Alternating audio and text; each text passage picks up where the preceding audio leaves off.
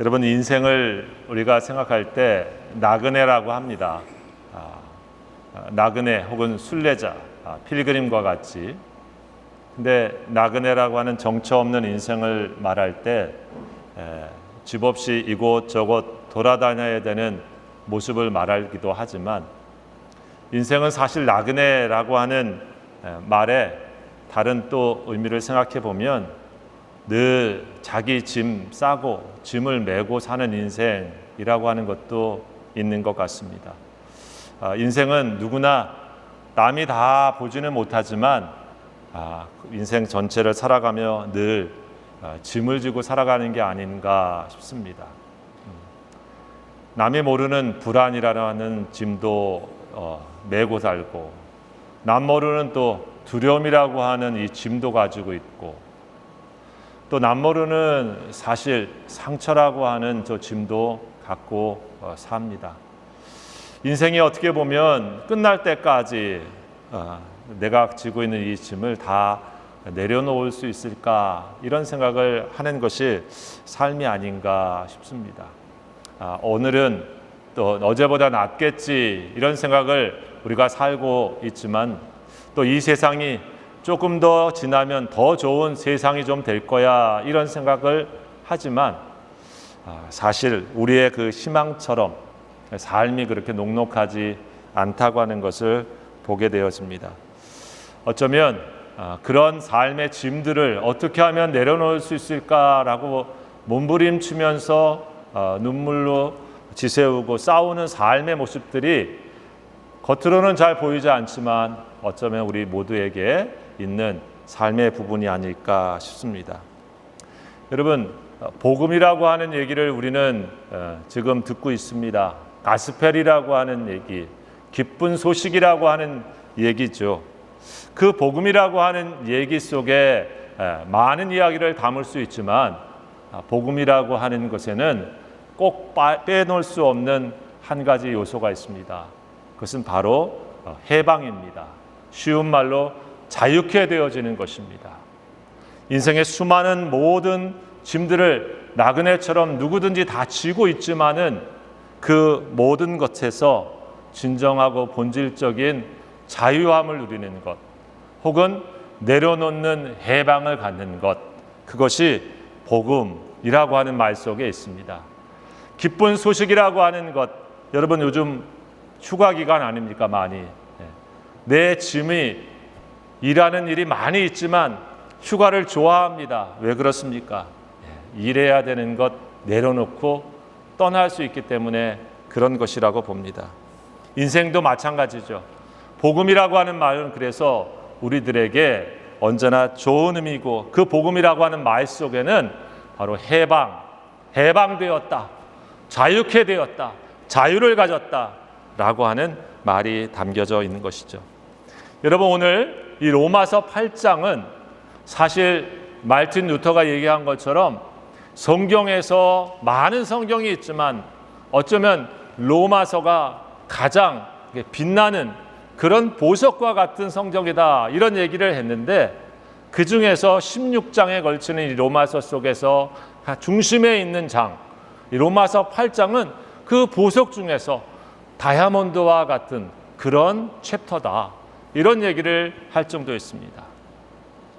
우리가 앞으로 이 8월에 계속 보게 되어지는 오늘 말씀, 그리고 다음 주에 할 성령의 지배를 따라 사는 삶, 또 그 다음 주에 이르게 되어지는 합력하여 손을 이루게 하시는 하나님, 그리고 마지막 부분에 나오는 누가 우리를 그리스도의 사랑에서 끊으리요 라고 하는 말씀으로 이루어지는 이 8장의 여러 부분들은 사실 하나하나 우리가 깊이 묵상할 때 어쩌면 복음 안에 있는 그 다이아몬드와 같은 진수를 확인할 수 있는 말씀입니다. 그런데 오늘 특별히 1절과 2절만 사실 선택했습니다. 왜냐하면 유명하기도 하지만, 여러분, 이 말씀이 어떻게 들려집니까? 이 말씀은 마치 자유의, 광복의, 해방의 선언과도 같은 선언문입니다. 여러분, 이 8월 하면 우리가 잊지 못하는 절기가 있잖아요. 한국 사람들 광복절이죠. 8월 15일 광복, 빛을, 빛광자, 또 회복할 복자. 그래서 일본으로부터 35년 동안 우리가 자유를 빼앗겼습니다. 내 이름을 쓸 자유, 그렇죠? 내가 내 나라를 가질 자유, 내 땅과 내 것을 내 마음대로 할 수 있는 그런 주권을 빼앗긴 그런 백성으로 35년을 살았습니다.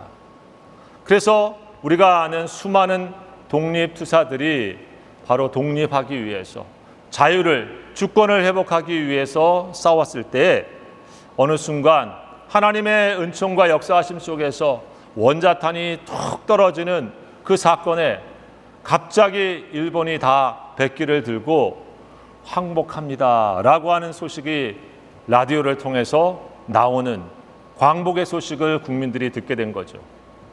어쩌면 처음에는 광복의 그날은 사람들이 잘 몰랐다고 합니다.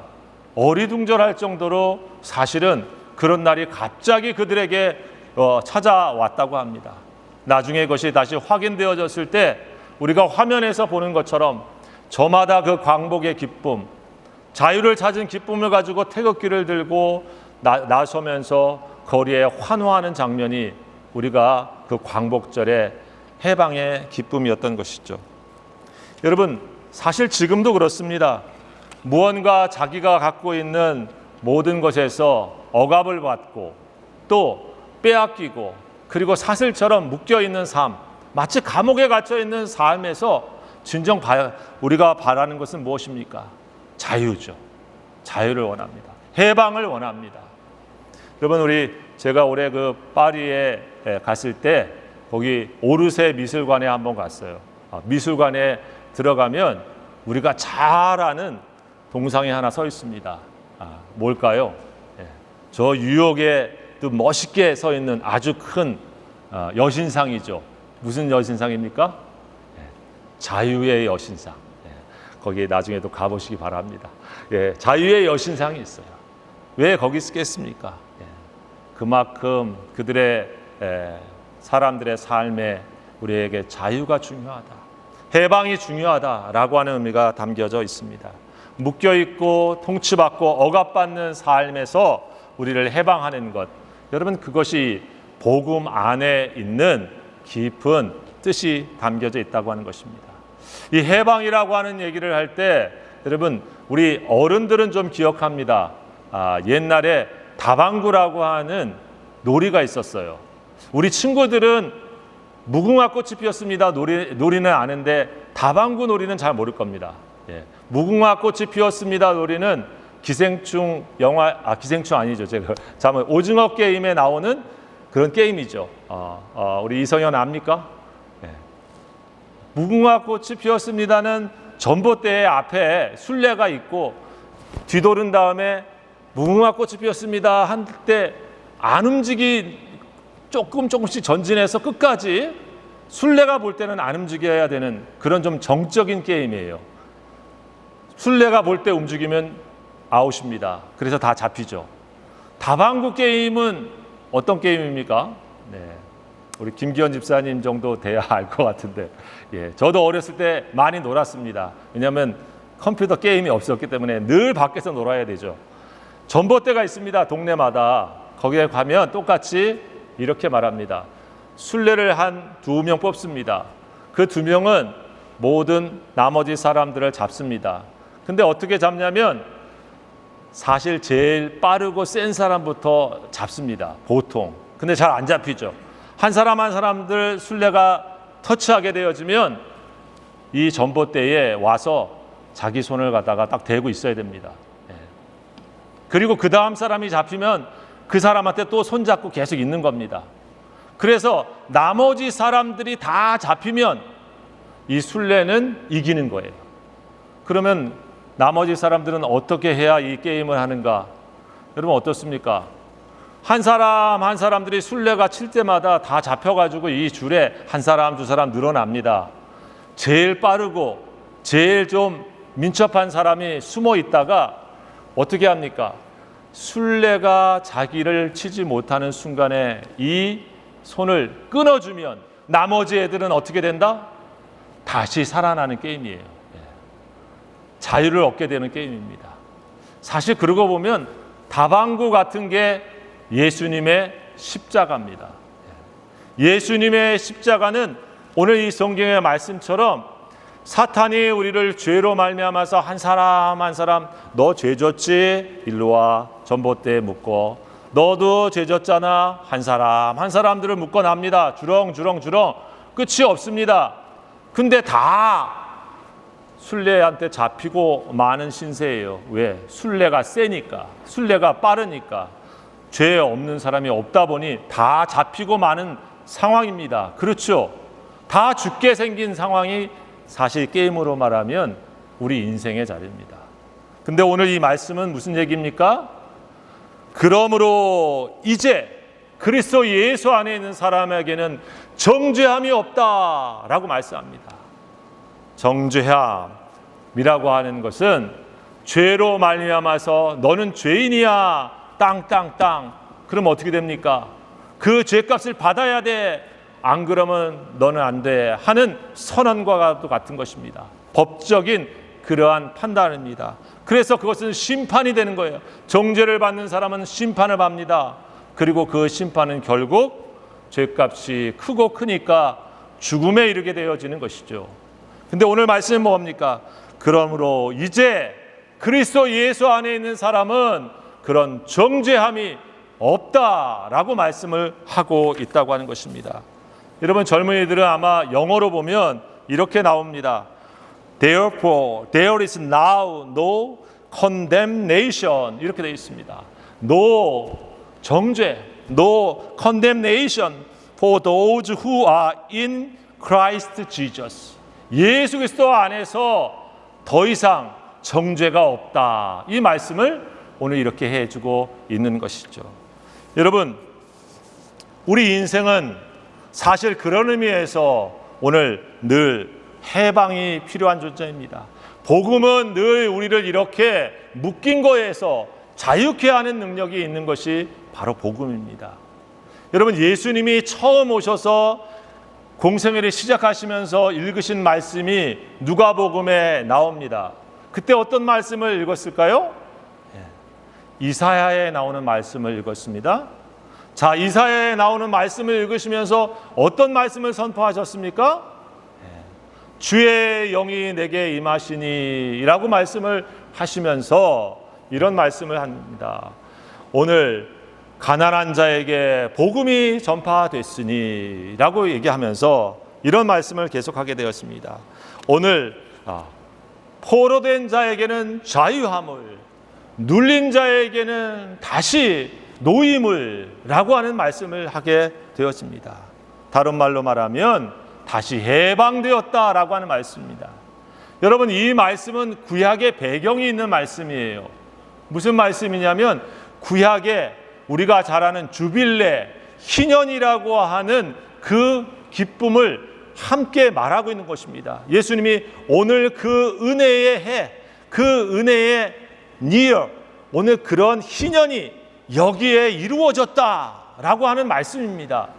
여러분, 구약의 희년이라고 하는 레위기 25장의 내용이 나와요.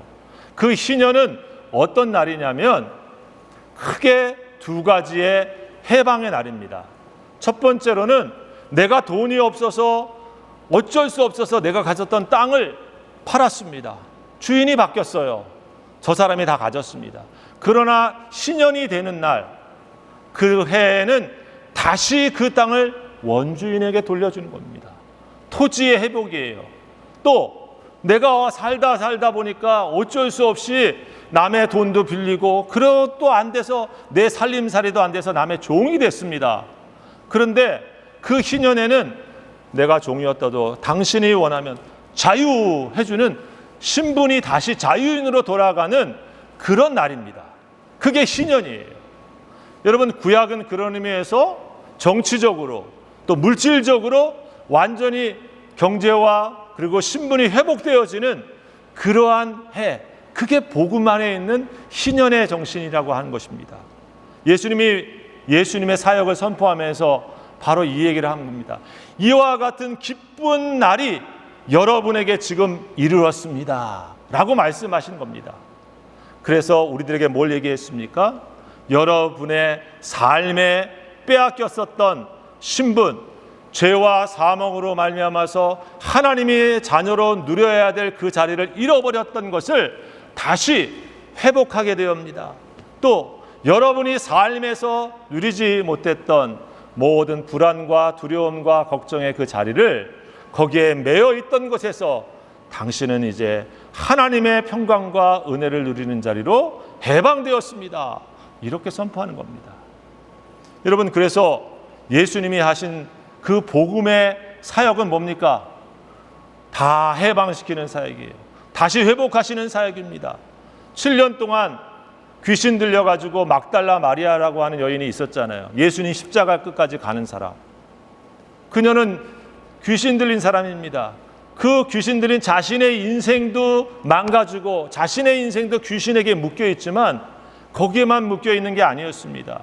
그 사람은 이스라엘 공동체, 즉 하나님의 백성이라고 하는 그곳에서 아웃, 저주받은 사람, 끝장난 사람, 그래서 그 사람은 파면, 이미 심판받은 사람, 그런 여인입니다. 예수님을 통해서 예수님이 무엇을 해주십니까? 그런 사람들의 죄를 용서해 주시고 그런 사람들의 병을 고쳐주셔서 어디로 옮겨주십니까? 다시 있어야 되는 신분의 자리, 하나님의 은총을 받는 자리, 하나님의 백성과 함께 누려야 되는 삶의 자리로 회복해 주시는 것. 여러분, 이것이 그래서 바로 복음과 기쁜 소식이다 그럽니다. 바로 그 속에 무엇이 이루어집니까? 오늘 너희에게 하나님의 나라가 이루어졌다.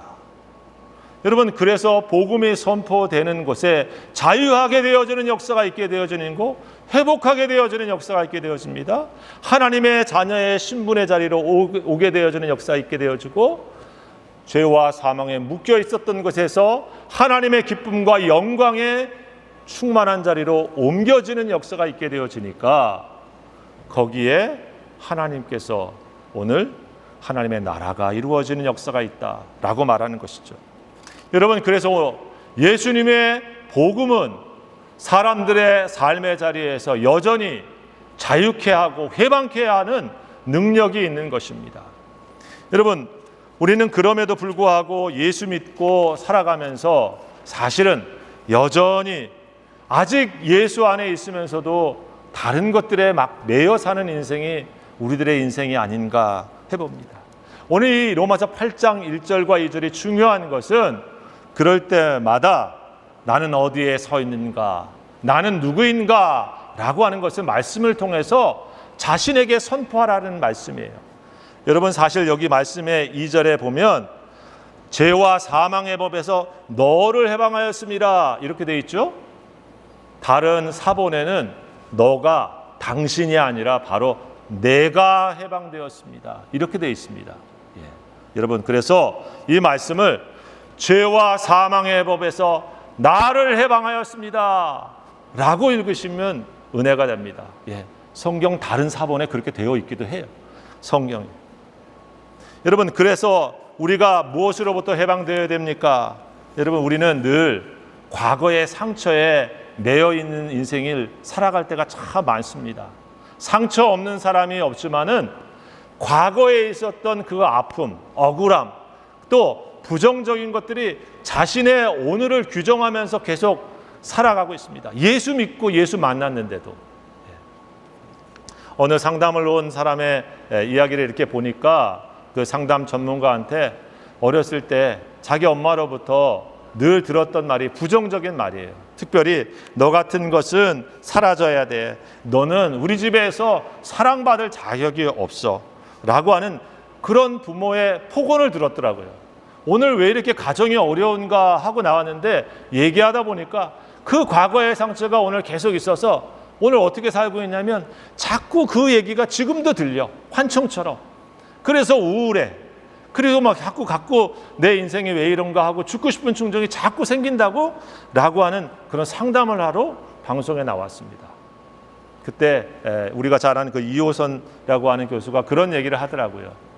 당신에게 들려지는 그 이야기는 옛날에 당신에게 당신이 힘이 없을 때 당신이 무언가 할 수 없을 때 당신의 부모로부터 들었던 그런 말이지만 그것은 고장난 녹음기와 같은 겁니다 라고 합니다.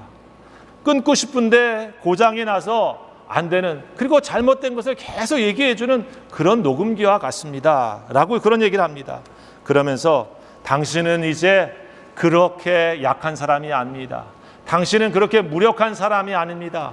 그 고장난 그러한 얘기를, 그 녹음기를 이제는 꺼버리시고 당신에게 정말 들려주는 아름다운 얘기, 행복한 얘기, 당신을 사랑하는 가족의 얘기를 들으십시오 라고 하면서 잘못된 과거의 상처로부터 자신을 분리하라 라고 하는 그런 얘기를 해주는 것을 들었습니다. 여러분, 우리 각자에게는 사실 완벽한 가정, 완벽한 관계 속에서 우리는 살지 않습니다. 누군가로부터 지나온 삶의 과정에서 비수처럼 꽂힌 마음에 깊은 상처가 됐던 말들이 누군가 한두 개쯤 우리에게 있지 않습니까? 그것이 우리를 불행의 감옥에 가둘 때가 있습니다. 그러나 여러분, 예수님의 십자가는 우리들에게 무엇을 얘기해 주고 있습니까? 그러한 우리를 파괴하고 우리를 계속 상처 가운데 가두게 하는 그 녹음기를 깨버리는 것이 바로 십자가의 은혜입니다. 예수님의 사랑인 것입니다. 여러분, 우리가 예수님의 앞에 나올 때마다 예수님은 뭐라고 말합니까? 너 왜 그 모양으로 살았어? 너 같은 애가 어떻게 여기 앉을 수가 있냐? 이렇게 말씀하십니까? 그렇지 않죠. 여러분, 예수님 앞에 나올 때마다 우리가 들어야 될 첫 번째 말씀은 내가 너를 사랑한다. 내가 너를 진정으로 사랑한다 하는 것입니다. 십자가가 우리에게 보여주는 사건의 깊은 의미는 무엇입니까? 내가 목숨을 다하여 그만큼 너를 사랑하는, 너는 나에게 그런 존재야 라고 보여주는 것이 예수님의 십자가 아닙니까? 예수님의 십자가 앞에 사랑이 없다고 하면 그분이 왜 우리를 위해서 자신의 생명을 내어주시면서 우리의 죄값을 대신 담당한단 말입니까? 여러분, 로마서는 그래서 뒷부분에 그것을 다시 한번 강조해주고 있어요. 주님의 십자가야말로 우리를 그 어떤 곳에서부터 끊을 수가 없다 말합니다. 여러분, 잘못된 녹음기와 같이 우리의 영혼을 계속 공격하는 수많은 부정적인 그 말들이 내 귀에 들려지도록 허용하지 마시고 그런 녹음기는 꺼버리시고 오늘 내가 너를 사랑하노라, 내가 너와 함께함이라, 나는 너를 위해서 너와 동행하노라, 주님께서 내가 너를 떠나지 아니하노라, 주님의 음성이 계속 들려지게 하는 것, 여러분, 그것이 믿음입니다. 우리 성도들이 바로 그런 길을 갈 때 내 영혼은 과거에 묶인 사람이 아니라 은혜로 오늘을 규정하는 믿음의 길을 가게 되는 줄 믿습니다. 여러분, 또 두 번째 어떤 일이 있습니까? 여전히 오늘 성경 말씀처럼 죄와 정죄함으로부터 우리는 벗어나야 됩니다. 복음은 우리로 하여금 죄와 정죄함으로부터 해방시키는 것입니다. 오늘 말씀처럼요. 여러분, 수많은 사람들이 깨끗하게 살려고 노력합니다. 그것은 귀한 것입니다. 그런데 여러분, 그런 사람일수록 자신의 죄가 드러나면 어떻게 되어집니까? 자신의 명성이 하루아침에 무너지는 것 때문에 많은 사람들에게 자신의 그런 치부가 드러나는 것으로 인해서 그 수치심에 생명을 끊어버리고 마는 일들을 우리는 참 많이 보게 됩니다. 맞습니다. 여러분, 그런 일들은 우리로 하여금 참 수치스러운 일이죠. 그러나 여러분, 더욱 기억할 일이 있습니다. 여러분, 사실 우리는 하나님 앞에서 사실 부끄러운 자들입니다.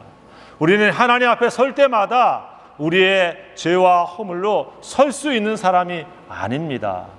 여러분, 오늘 그런 인생을 당할 때 우리가 무엇을 해야 됩니까? 여러분, 그때마다 우리는 예수님의 십자가 옆에 있었던 강도가 바로 나이구나라고 하는 생각을 다시 한번 할 수 있기를 바랍니다.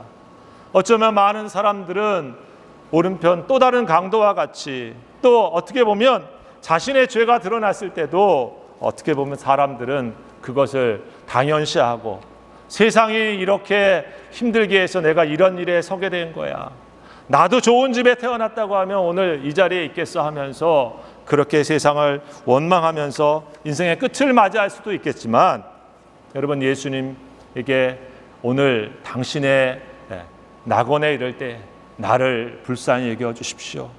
오늘 그렇게 주님 앞에 자신의 있는 모습을 가지고 십자가 앞에서도, 십자가 상에서도 자신을 내어놓을 수 있는 사람, 여러분, 거기에 뭐가 있습니까? 자유함이 있는 것입니다. 정죄함이 사라지는 것입니다. 여러분, 오늘 인간은 하나님 앞에 설 때에 누구도 자신의 의로 설 수 없다고 하는 것이 로마서의 말씀입니다. 그래서 우리가 가져야 될 마음은 무엇인가? 하나님, 내가 주님 앞에 설 때에 예수님이 나의 의로움이 되어주시고 예수님의 십자가의 은총이 나를 덮어주십시오. 여러분, 그 믿음으로 나아갈 때 하나님은 이사야서 1장 18절 말씀처럼 너희의 죄가 주홍 같을지라도 눈과 같이 희어질 것이고 진홍같이 붉을지라도 양털같이 될 것이다. 주님이 우리에게 하시고자 하시는 일이 바로 그것입니다. 우리를 깨끗하게 회복해 주셔서 날마다 하나님의 형상이 드러나도록 역사하시는 것, 그것이 우리 주님이 하시는 일입니다. 사탄은 우리를 어디로 몰고 갑니까? 죄를 드러나게 해서 우리로 하여금 회개케 하는 것이 아니고 그 죄로 말미암아서 우리로 하여금 파멸에 이르게 합니다. 죄를 감추다가, 그리고 그 죄로 말미암아 수치심을 느끼게 하다가 그 인생이 구원의 길로 가게 하는 것이라, 너는 그렇게 해서 죽을 수밖에 없어 라고 정죄하지만, 성경은 우리들에게 바로 우리의 연약함을 드러낼 때마다 너에게는 예수님이 필요해, 너에게는 하나님의 은혜가 필요해, 너에게는 십자가의 능력이 필요해, 너에게는 부활의 능력이 필요해 라고 말씀하는 것이 주님의 음성이에요. 여러분, 우리가 그럴 때마다 왜 내가 이 모양이지 하고 쓰러지지 마시고, 나에겐 더 주님이 필요해, 나에게는 더 주의 은혜가 필요해, 그렇게 주님을 붙잡을 때 우리는 해방의 길을 가게 되는 줄 믿습니다. 사랑하는 성도 여러분, 말씀을 정리합니다. 여러분, 오늘 이 말씀은 우리들에게 이렇게 합니다. 우리가 어떻게 하면 해방을 갖는가, 어떻게 하면 날마다 계속해서 자유를 갖는가, 우리에게 두 가지를 다시 한번 확인합니다. 우리가 예수 그리스도 안에 있을 때입니다. 우리가 성령의 지배 아래 있을 때입니다. 오늘 이 말씀이죠. 그러므로 이제 그리스도 예수 안에 있는 자에게는 이라고 하는 것입니다. 예수 안에 있다고 하는 것은 무슨 말입니까? 쉽게 얘기하면 이런 것 아닙니까? 옛날 심판이 임했던 노아의 그 홍수 시절에 바로 방주에 들어가 있었던 사람과 거기에 짐승은 살았던 것입니다.